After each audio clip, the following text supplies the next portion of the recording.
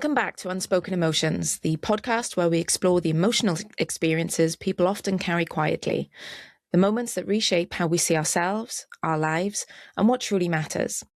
There are certain phone calls, certain diagnoses, certain moments that divide life into before and after. One minute you're living your ordinary Tuesday, and the next minute your body has betrayed you, your plans feel uncertain, and your future feels fragile. And the world does not slow down. My guest today is Matthew Mizerek, an author, artist, and entrepreneur who survived not only one but two strokes at the age of just 33. But this conversation isn't just about surviving strokes. It's about what happens emotionally when you wake up and realize your identity, the things you thought defined you, might not be guaranteed anymore. It's about the fear of testing your own abilities again. It's about survivor's guilt. It's about coming face to face with mortality much earlier than expected. And it's about rebuilding a sense of self when the ground beneath you has shifted. So Matthew, thank you for joining us today. I'm really pleased to have you on the show. How are you doing? Thank you for having me. I'm doing great. How are you? I'm very well, thank you. Good. Matt, before we dive into the medical side of things, can we perhaps start with when you think about the man you were before those strokes? Who was he? Who was Matt? Who was he emotionally? What was he like? What were you into? So honestly, very,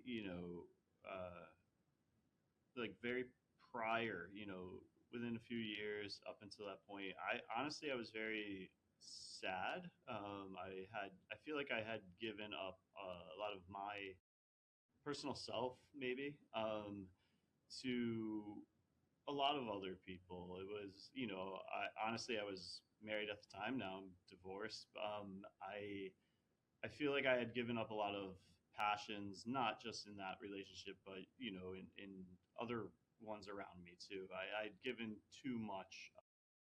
Like personally, I felt, um, I had I had not been exercising well.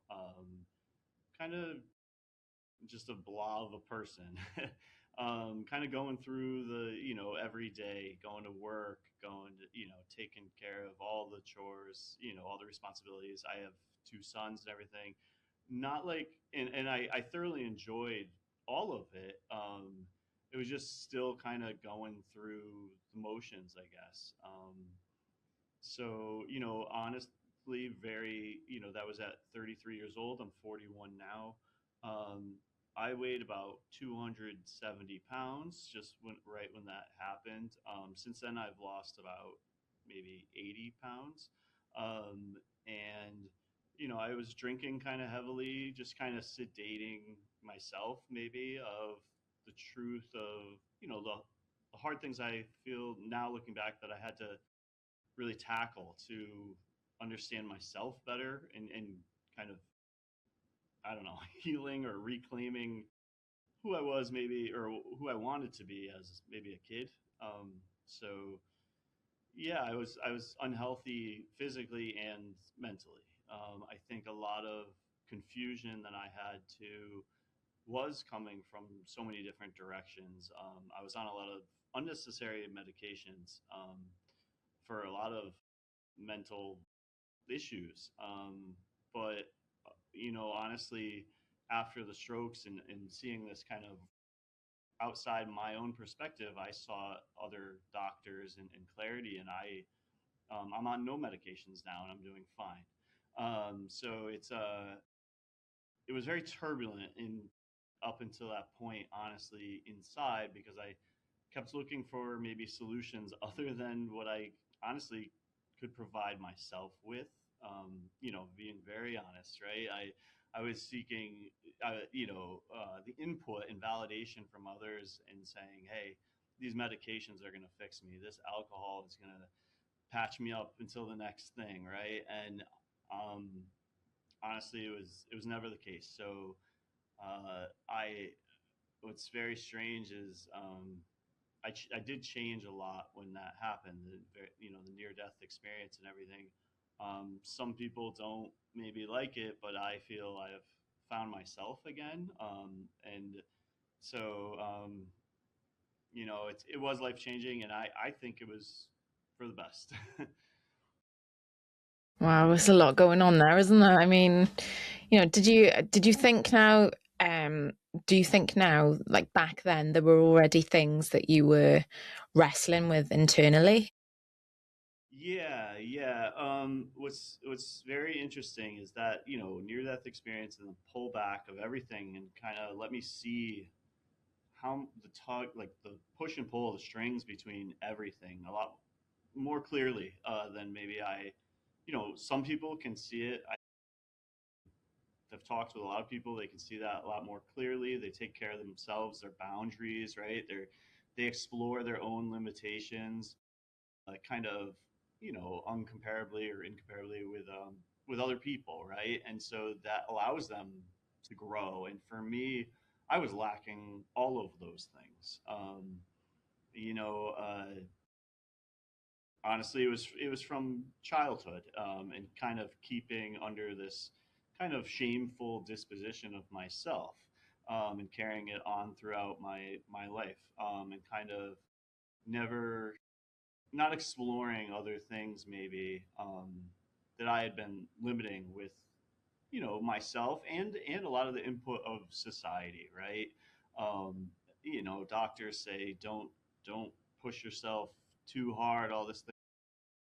Honestly, when I got out of the strokes, I had two strokes within 3 days, um, and I spent 11 days in the hospital, 6 in the neuro ICU.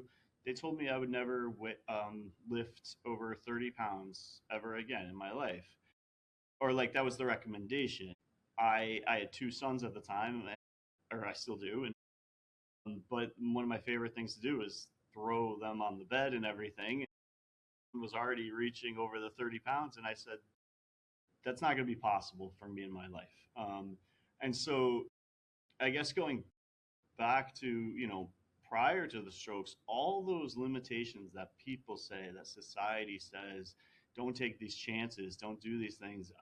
To me, I think maybe I was, I don't know, sensitive to it, I guess, and took it really to heart, and kind of didn't do anything with myself and let myself kind of go and rot away, right?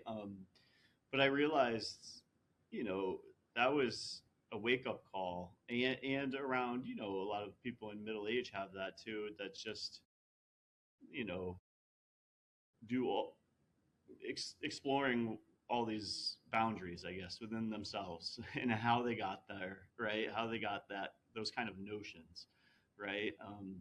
So I don't know. I'm losing my train of thought here.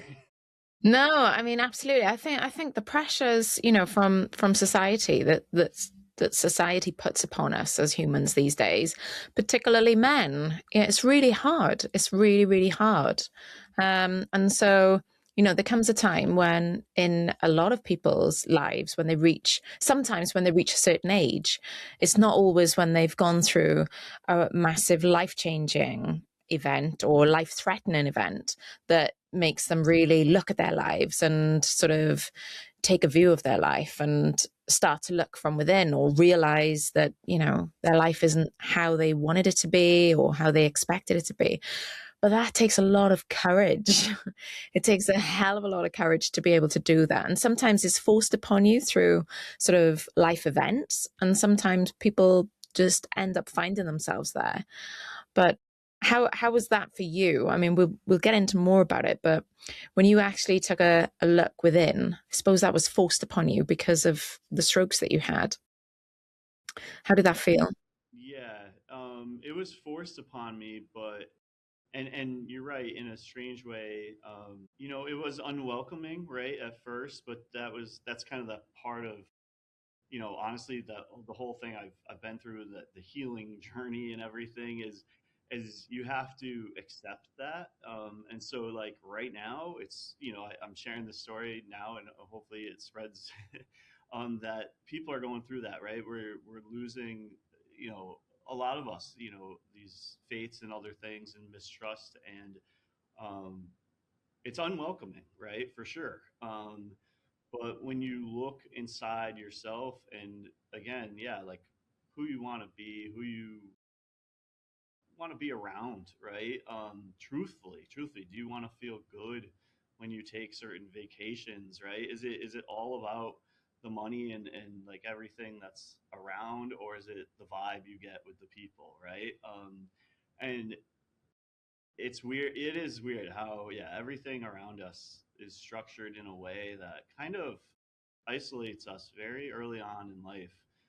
We're all in our little bubbles, right? And so, like you Yeah. said, like, is it with age or is it experience? Is it forced upon?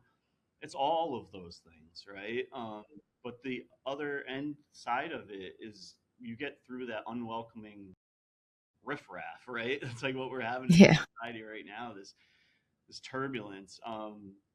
You find out, yeah, those things that mean more to you, and you stick with them, and then so those bonds you make with yourself and with other people are just stronger, right, on the other side. So it's a weird way of looking at the other side of this kind of mental prison, if you will. Yeah, sure. Sure. I think as you get older, just generally, I think we're a bit more free with ourselves to think about these things and think about what actually means more to us.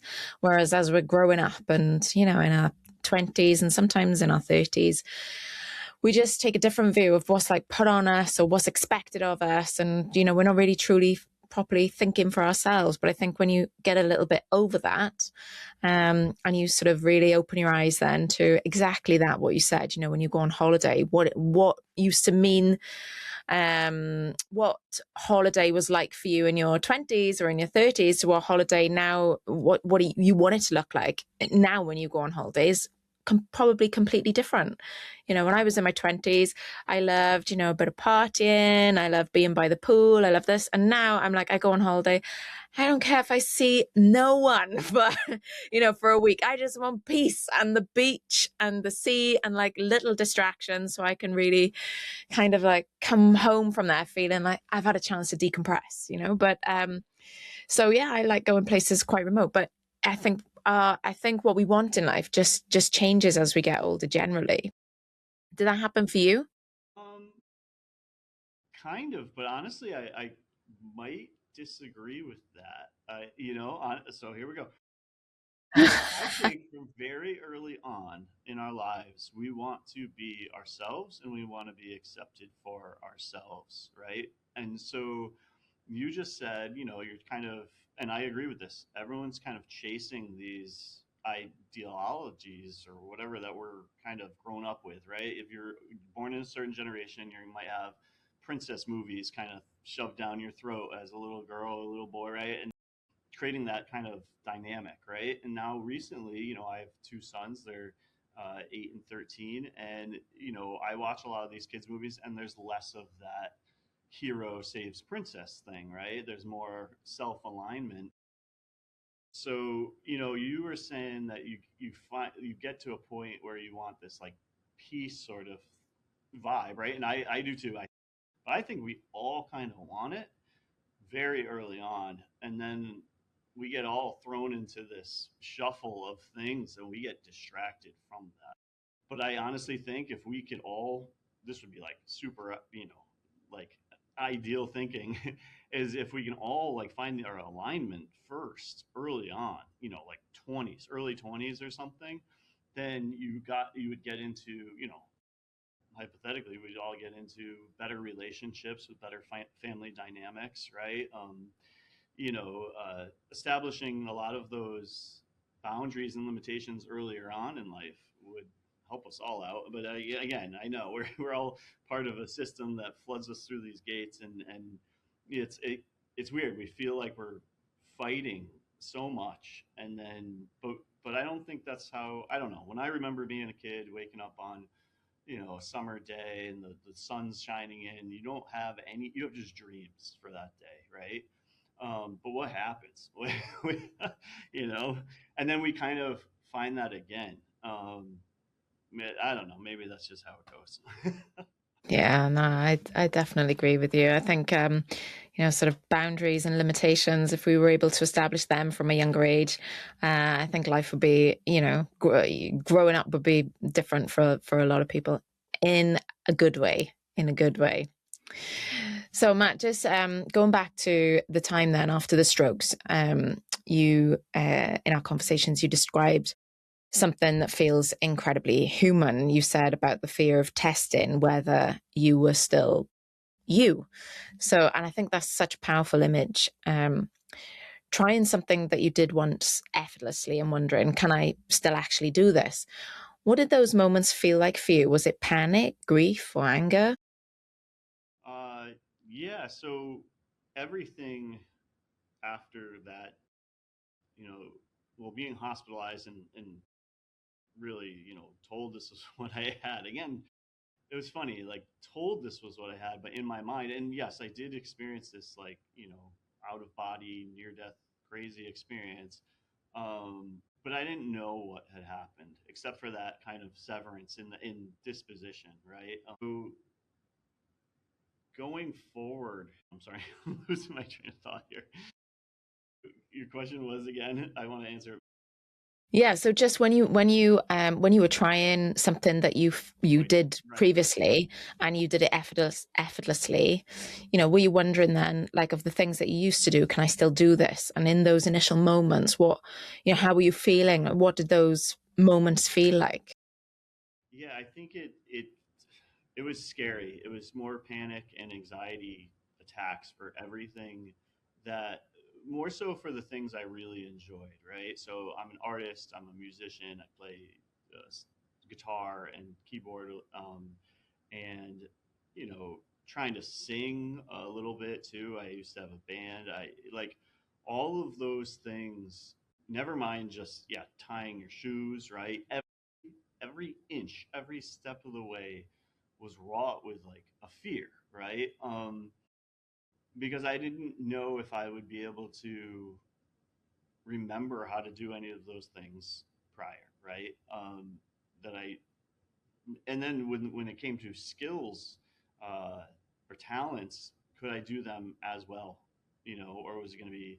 Um, what I realized though, again, why I feel this is very timely is like I had to get used to not panicking, just jumping into it, like jumping into the deep end and just seeing how it turned out. And if it was fine, then that was awesome, right?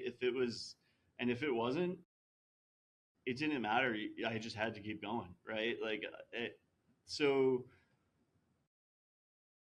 we all get afraid of all these things all the time, whether it's just asking someone out on a date or like, all how far can we swim or whatever these challenges are, right? Like trying out for basketball teams, whatever.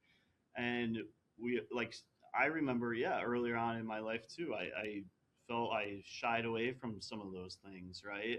But I wish I didn't as much. So, you know, that was my lesson there. And I hope that's the lesson I share with everyone is, yeah, we all have to take a step back, not just now in so, these times, right? But very often take a step back, reestablish where we want to go, where we head, and you kind of just have to go for it and try new things, meet new people, do new things, because that if we I remember my life before and how that almost panic, the same panic in trying the things I wanted to reestablish was a similar feeling of just being very anxious, of an anxious person. And it doesn't get easier with time not doing it. You know, you rather have an answer and look back and say, I did it. At least I did it, right? At least you tried. At At least you least you tried. tried. Now you Yeah. know the answer, right? Yes. I feel like again that pressure leading to my strokes. It was a lot of maybe indecision and some of that. And it's funny. I've built a high correlation between regret and kind of feeling ill, with yourself and um, it's yeah, it's I don't know, it's strange. So it's get over the fears. Just do it. Just do it. Just do it. Just Very do it. Yeah, Nike, yeah. I'm not a for sure. sponsor. You mentioned in there about the panic attacks. You had some panic attacks too. What do you think they were really saying underneath when you were having those panic attacks? internally it was that, again, that fear that I couldn't or wouldn't be able to. It was the fear of the unexpected, really. It wasn't just the fear of, because I was trying to explain, like, at first, in my head, was it the fear of something worse, or the talent was worse, the skill was worse, or was it better? But really, it's that there's just fear of the unknown. Yeah. And that's why I keep saying it. We all go through life and have these fears of the unknown. Everything's unknown, really. It really is. And I don't know. But it was terrifying, and like picking up a pencil for the first time, seeing if I could draw again. I went to school for illustration and made a career with that, and it was. But yeah, getting up that courage was part of it, right? To see, because if I listened to maybe the doctors who suggested certain things, right? Not throwing my kids around. Now they're 8 and 13, and We were just at the Y last week, swimming and throwing them around. And again, that's that you got to have some.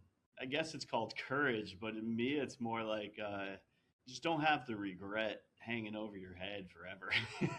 Yeah. I guess the opposite of that is courage, but I don't even like to call it that. It's almost like putting an end to wondering. That's all, you know. I think it's something to be said as well about just doing the things that you feel, like everybody's different.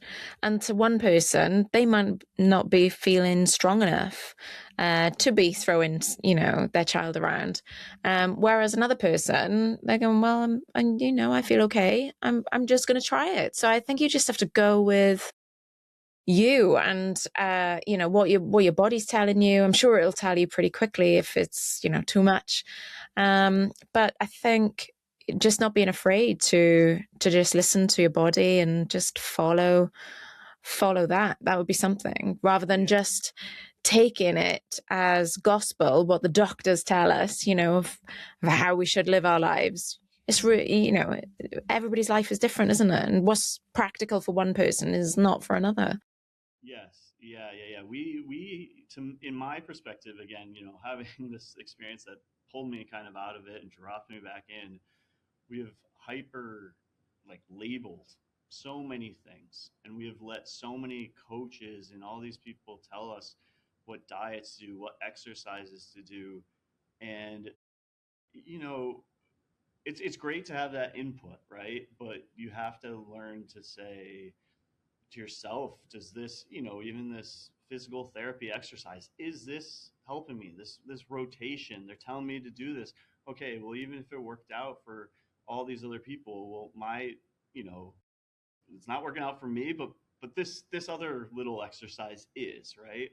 um y- you know we've tried to almost, I feel like, in society we've almost tried to hyper help, over help people, right? And in that, we lost a little bit of that discernment and that thinking for ourselves. But honestly, that's how I did everything recovering. It was losing the weight, was which exercises I could and couldn't do, which foods I could eat and couldn't. And I honestly, in my abolished every notion of any diet, any even the notion of breakfast, lunch, and dinner, everything out of my head, and listened to my body. And I said, am I hungry at this period, or is it just time for lunch, right? um, and that's a simple thing sometimes, right? But I honestly, I go back in my head and I'm thinking, yeah, I followed a lot of those patterns, right? Just because everyone's doing it. But that, realistically, though, I look, what you said is true. But I think it's just intuition for our own body and mind connected, right? Yes. Exactly, you're right. There's 8 billion people on the planet, and people, I don't know, maybe it's our anxiety in our head that makes us, kind of revert to the worst and say we're all isolated, all this. But, like, we're so much more together than people realize. There's only so many, kind of emotions and patterns to human beings, which is a weird thing. But what that means is there's so many more commonalities between us. We might be feeling, distant between some people that we don't know yet, but that, to me, that makes it seem that it's likely to find people that are like us. We just have to put ourselves out there and go find them, right? Yeah. Yeah, absolutely. Absolutely. I think people have just lost their way of sometimes thinking for themselves, like you said. When these professionals they tell us things, they are advice, of course they are, and they are a guide, but that's what they are. You have to listen to your own body as well because they can't feel what your body is feeling. So you just have to go with, sometimes I know they're well intentioned and they're trying to push you that you may not, otherwise have pushed yourself in, for example. But sometimes you have to go with you as well, and your gut and your instincts. So I'm very much an advocate of that too. Um, when you when we spoke before, you also mentioned survivor's guilt, and I think that's such an important part of this conversation because surviving something doesn't always feel celebratory. Sometimes it feels complicated. What was it? Was it hard for you to feel grateful when you knew others didn't get the same outcome? Yeah, that's still something I struggle with. It almost depends on the day, how confident or strong I'm feeling on the day. It's I feel so very grateful that I had a kind of very rare thing happen, but a just as rare thing that I was able to recover fully, right? And um, that's miraculous to me. Every day I'm very grateful, and in the moment, I've kind of like it took some time after that, kind of recovering and mentally, kind of really adopting the lifestyle of live in the moment and really feel grateful every second. Very, my attention is in the conversation at that moment all the time. I'm it's but that you're right, that gratefulness is, you know, hampered by the feeling that that rare outcome, right, is rare on that end, and so many people do not have that fortune, right? Of course. And so that is very hard. So what's I guess how I deal with it is still be very grateful again, in my own realm. I'm not comparing myself to others. I still and I treat everyone with respect and kindness, and again, being in a situation like that where it was, inside of me, right? It's not a physical sort of appearance. I've learned to look around and have no judgment at all, and I have no, I guess, intention. you know, um, we're all on our different paths, but yeah, that's a tough thing. It's very much. I talk to a lot of veterans. We're in the kind of similar camp, right? It's hard in a lot of ways. Not just again towards the people, I guess, if when I think about it, who had less, fortunate circumstances in such a, from an experience like that. But it's also hard, it's we look around at we as in people, I guess, trauma survivors, right? You look around and you see a lot of people, again, I guess, struggling with certain things, and there's two viewpoints, right, that you can almost have is saying, oh, I could say, oh, you just sprained your ankle, no big deal, right? Or we try to help, right? And so I think it's I know a lot of people deal with this, and to me, the only outcome or result that makes me feel better is to try to pay that kind of gratitude and kindness and respect forward. It tries to justify it, right?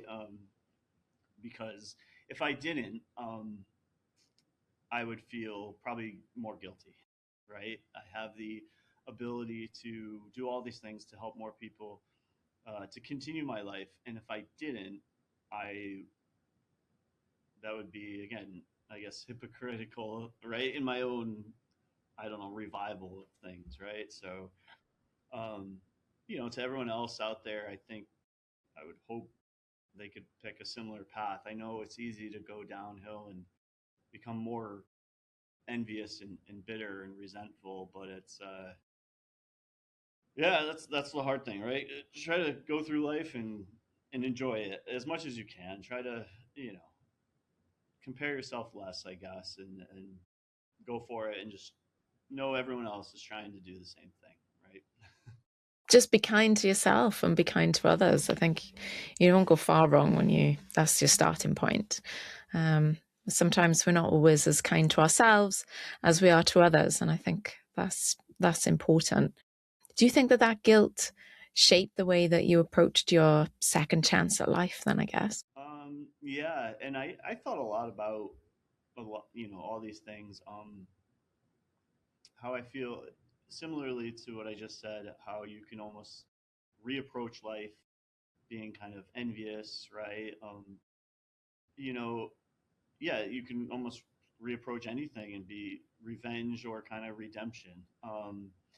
And what's funny is, I certain guilt, certain emotions, right? If you can use them for certain things, anger is good for exercise, right? But at the end of the day, I did that analysis with myself too. I've realized personally, again, take my advice for what it is, that, like, personally, the feeling of trying to achieve something with love or good intention just has better result. Like, I don't know. I sound so old and whatever saying that, No, I agree. it's weird. Like, even just the exercise I just mentioned, it's like, I don't know, try and run a mile or something, and do, with anger, but then try to do it with, I don't know, a date coming up for Valentine's Day or something, right? Like, and it feels different. It's a weird self awareness thing, but I don't know. Something I think there's something in there, definitely, because I think you just have a different outlook on a particular subject or a particular scenario when you're coming from a place of love than when you're coming from a place of haste. So no, I definitely think there's something in there for sure. But I'm quite curious about how your perspective has then shifted from when you obviously have been that close to losing everything. The world doesn't look the same. What became less important and what became a non-negotiable for you? So honestly, like, pretty much all material things became unimportant. And kind of just reiterating what I just said, the only importance of a lot of things is kind of my personal pride in the kindness, I guess, I share, and the lack of judgment, I guess, that a lot of society battles with. I feel like it's almost right, like right now too, where it's like society is having like a coming of age sort of moment, right? And yeah, I don't know, I don't know. Do you think it changed like your relationships in terms of did your relationship with money or success or ambition change? Because I think near death experiences can just help you to strip life back to something, really raw. Yeah, yeah. Like I said, it's so all the material things are kind of gone. The If I desire to travel or do whatever in my life, it has to have relationships that I respect and admire. I realized, I think, very, like, it took. I feel like maybe I learned it late in life. Maybe I learned it early, it doesn't really matter. Um, but if you don't have respect and admiration in your relationships, you don't really have a relationship. I don't feel. That was a thing I learned too late. So going through life, we have these. Again, I feel like rushed. You get married. You're supposed to get married, have kids, whatever. Maybe it's biological clock. Maybe it's societal pressures, what have you. Um, but again, like if we're not in relationships with people that we're so, that we admire their struggles, their achievements, right? We've become, and one of us does, we become unbalanced, right? So in that regard, I definitely heightened or learned to heighten my boundaries with certain people, certain behaviors. Um, and really strive for that respect and admiration in relationships, like noticing it earlier on, right? But that doesn't mean, again, it's weird, it doesn't mean I have to like not like the person or whatever. It's just you're not kind of advancing that connection. They're just on a different timeline for right then. Yeah. Right? Yeah. So I guess my perspective change went from rush, rush, rush, try to like accomplish things and tell other people how it's done, to I'm going to go with the flow. I don't care about impressing people, rushing at all, doing whatever, right, to impress anybody. And it kind of, you meet who you meet in a like minded way, and that is going to give you so much more fulfillment than that rush, rush, rush, those relationships, those chase, right? So, yeah, like, to answer your question so succinctly, it changed complete 180. And I'm not embarrassed to say it. I don't care. People can have their money and do whatever, but to me, again, if I don't know, I've had periods of my life where I've had more money and then not so much. And again, it comes down to that surrounding feeling that you have, right, in the moments, and never once about the quality of fabric or you know the certain spice on a some meal. It was, I don't know. I think those things, honestly, I was personally, I admit I was maybe chasing a lot of early on, right? It's like, but I realized that afterwards it was like, okay, if I'm meant to experience that, I will in my due time, right? With the people that make that experience really awesome, you know? I agree. I agree. I think many people will be, especially in their younger years, will be chasing all the materialistic things as and chasing the careers because that's how they define success. And I think you, when you get a little bit older or something happens, whatever, that forces you or pushes you to look at things differently, you have a different appreciation of what actually the definition of success is. And yeah, it's not always the financial side of things that define it. And you appreciate that, no, success means, what does it mean to you? What does it mean to me? I think for me, it means, I have time to do whatever I want to do. A lot of people don't have that time in their days. There's just so many different things. So I think when you change these sort of definitions and you work on your own timeline is a big thing, rather than feeling like you have to work to everyone else's. Surely something is to be Yeah, said no, about that. I'm glad you said that, because like I feel my timeline was kind of cut short and then given back, right? So and what I learned, yeah, is we're all on different timelines, but it's funny, we are and we aren't. Sometimes we are in certain crowds, right?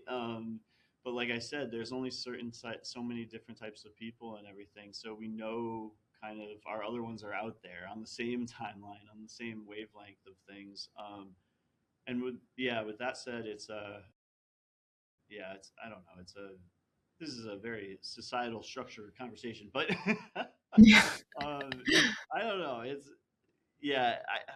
I think yeah. Personally, it's we all are on our different timelines, and we can't really compare them. And we've been raised though a lot to have that comparison nonstop.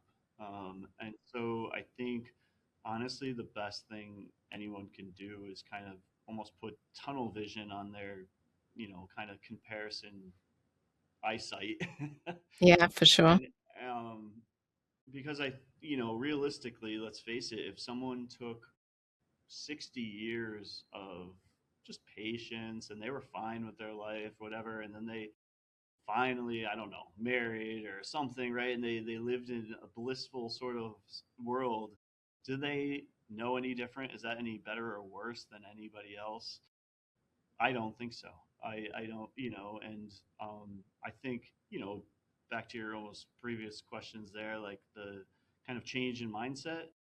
At 33, I was comparing myself every second, right? And that's how I said I kind of let myself go, though. It was this comparison to no end, right? Because we can all do that, but um, there's no need, right? So I learned just don't even bother. Don't do it. Don't do it. Walk your own path. Yeah. Um, all right. So, one of the other things that I find really fascinating about recovery is that it's not about you returning to who you were, it's about becoming someone new. So, how do you think your identity evolved after everything that you went through? That's still something I think I'm working on, honestly, and I think everyone really is. And anyone who probably tells you they're not is probably full of crap. um, uh, that's the thing. That's the thing too. Earlier on, it was like chase, chase, chase. I'm comparing myself. I got it all kind of figured out, right? And now it's I don't. It doesn't matter. It doesn't matter. It's so weird. It just goes back to that same. Sorry, in my head, it just goes back to that kind of um, acknowledging what works for you in your life versus that other people, and no matter what anybody says. And I like to go back to these references that we don't in your life. Do you know your great grandfather? Like, do you like no, right? So it's like I don't know either. So it's like and I don't know. I don't really care much about what they said or did. And but what I'm certain of is they went through a lot of these struggles too. Right? This all of us, no matter what generation, era, any people, just in general, go through these kind of these struggles and kind of coming of ages, right? And we just have to, it's weird, but like my viewpoint in recovery is just acknowledging all of that everyone goes through that on their different timelines. And so I like personally, it's like there's no need for frustration or hate towards anybody else because we're all just kind of doing that same thing. Sorry, I'm digressing a lot, but No, no, no, no. That's fine. That's fine. Do you think there was do you think there was a moment where you realized you're not the same man and that's okay?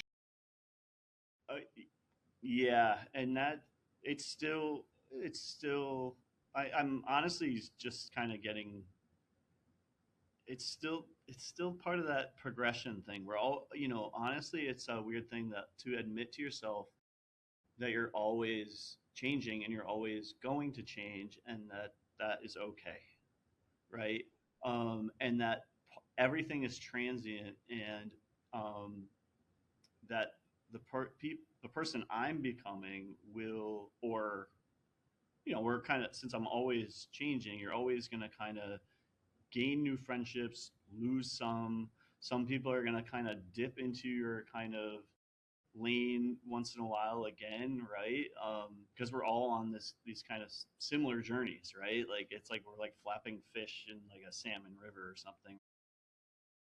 And so sometimes we're like we jump way outside the river and kind of get snagged by a bear and then kind of come back. I don't know, like, but like sometimes we're bumping into each other. But like, yeah, no, it's that's a thing again that like almost similarly to trying new things, right? After, I experienced my stroke and everything, that courage of, and or having that anxiety of who, what you're going to become after.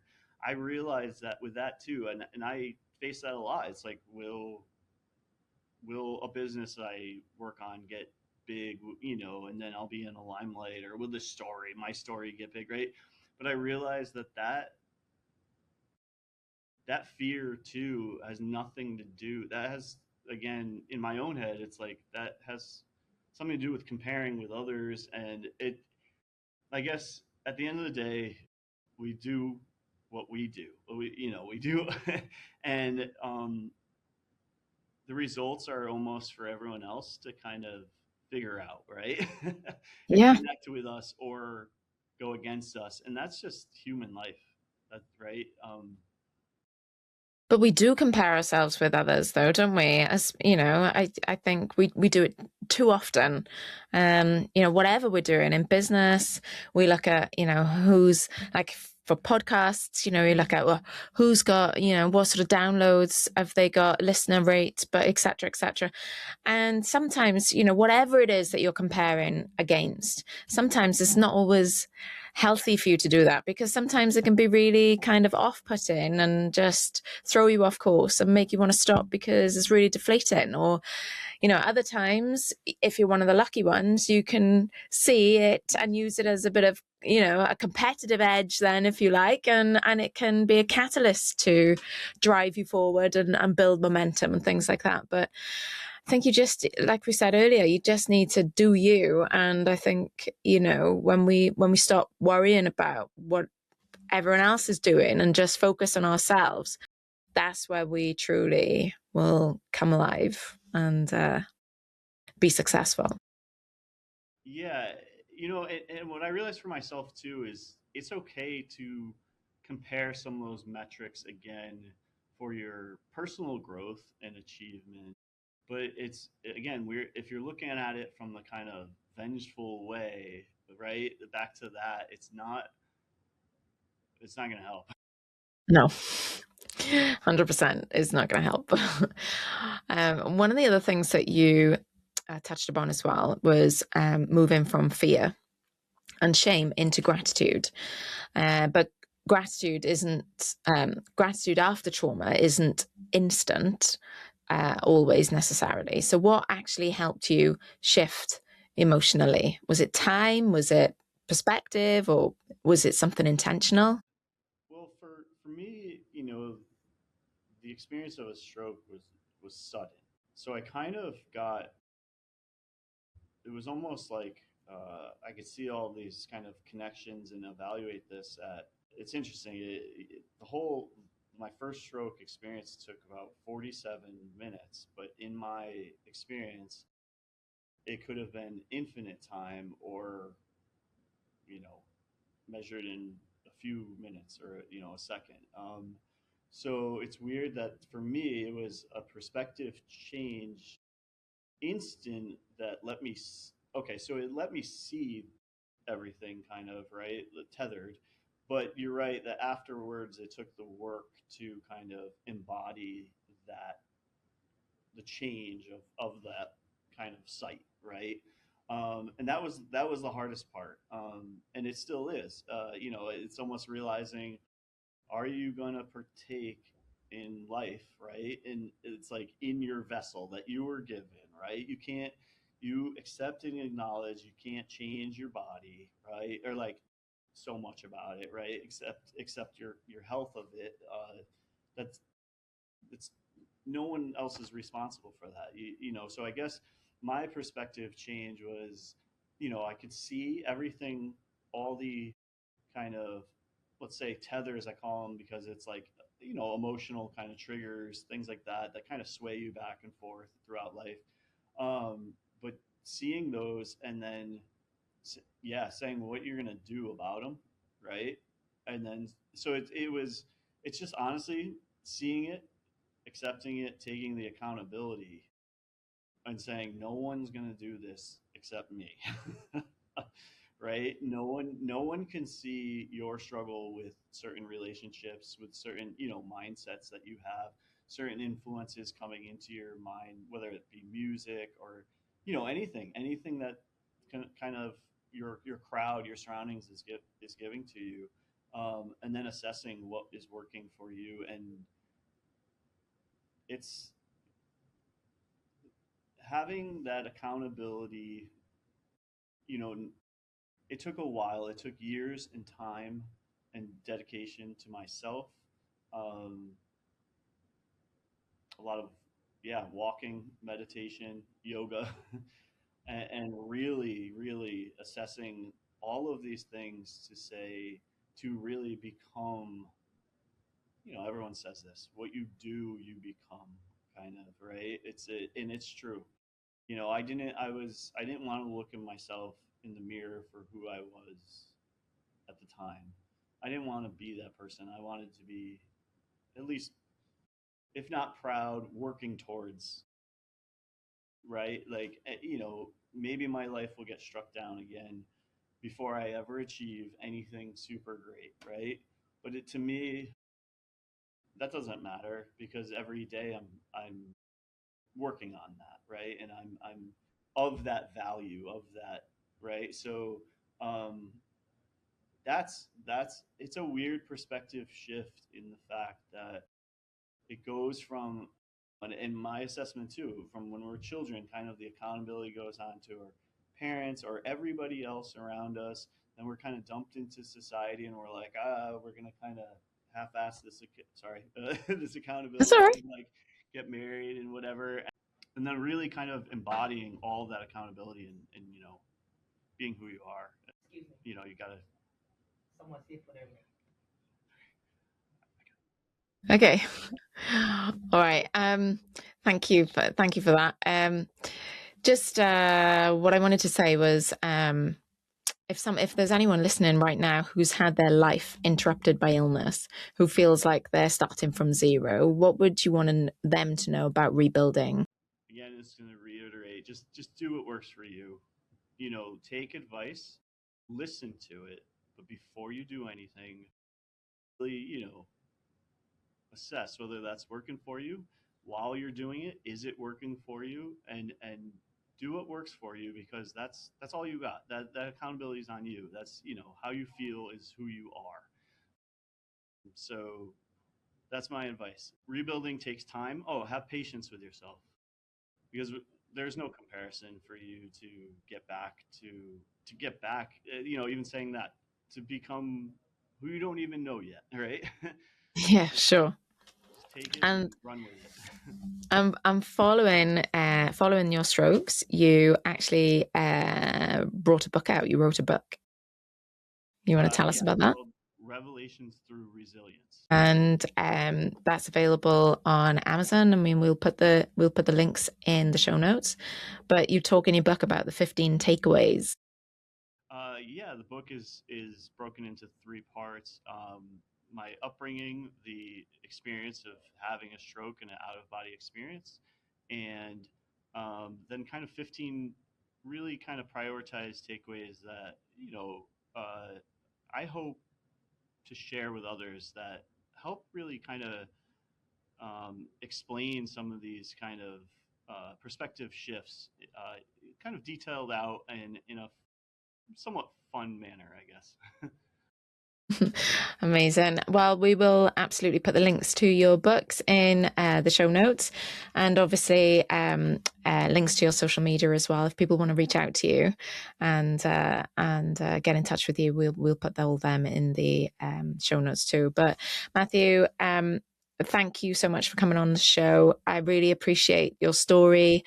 It just doesn't sugarcoat survival at all. You talk about fear, you've talked about guilt, you've talked about panic, and that honesty matters because survival is just not physical, it's emotional, it's psychological, and it's existential. So to anyone listening who feels like life has knocked them sideways, you are allowed to grieve who you were. You are allowed to be scared, and you are allowed to rebuild slowly.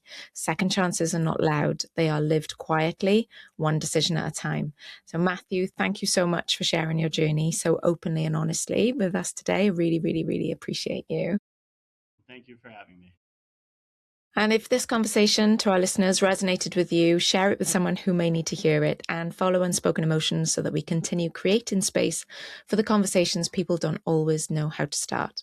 Remember, as always, there's strength in every step and courage in every story. Until next time, big love.